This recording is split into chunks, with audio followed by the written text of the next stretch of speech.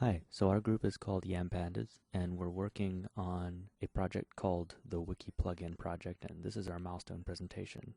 So the WikiPlugin is a Chrome browser plugin that we're creating, which should be able to identify important concepts within an article by analyzing the relevance and the importance of links within a particular page. And this can be shown through the recoloring of an article's links, similar to a heat map. And it'll also incorporate summary statistics about an article's characteristics, such as the topic complexity, as well as general Wikipedia analytics. So the datasets that we're using for this will be, well, they have a monthly data dump of all their articles. So we're using the English articles. And we're also going to be leveraging the monthly clickstream dataset as well. So why would we build a plugin for a course project, and what would it be about?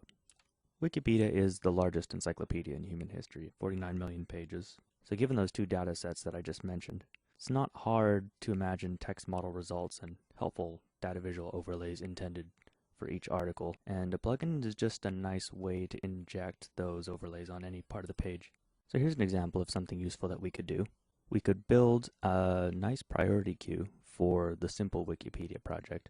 That's an initiative where if you see an article and then you just type simple above in the article, you will get a simplified page. So based on having a model for concept complexity and clicks per day, we could have some sort of ranked bounty for volunteers to decide which article would be in most demand and would be most beneficial to be simplified.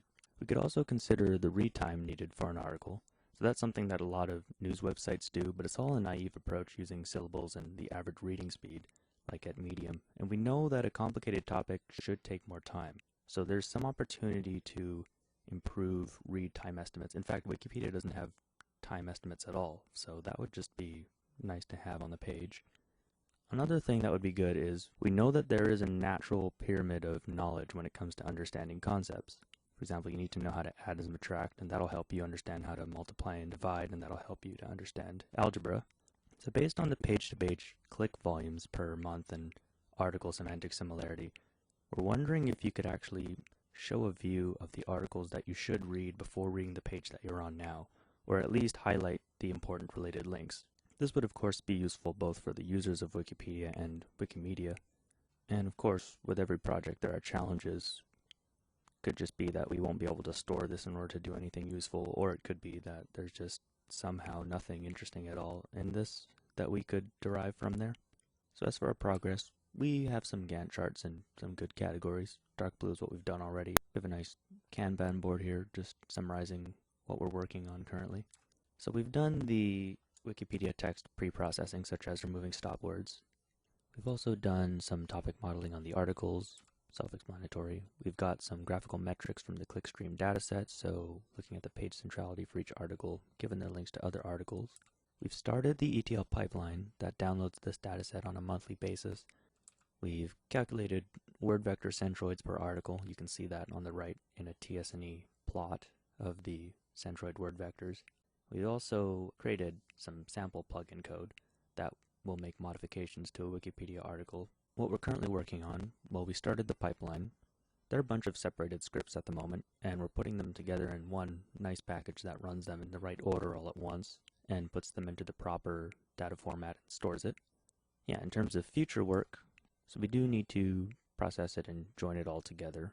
We need to train a supervised learning model for article complexity. We need to create general analytics visualizations and add that to a plugin page. We need to store this all in a server. Right now we just have a portion of this website's backend on our desktop computers, and that's fine for now, but we will probably need to store it up when we scale to the full thing. We're also going to want to create a scheduler for all our models, of course, and we're going to need to create an API that allows our plugin to connect to our server that's hosting the pre-calculated insights for each article and the text model. So we have a risk mitigation plan. One of the risks is that the data is too much. We'll either run out of storage, or the server costs that we put this on will exceed our budget of like $15. The solution to that is we would have to scale down a little bit. The other risk is that maybe somehow there isn't anything useful from this. I do think there's a lot of interesting backup insights that we could do. For example, you could have a similar pages view for pages that are semantically similar and yet they're not actually related in terms of links. So yep, that just about covers the main point of the project. Thanks for watching.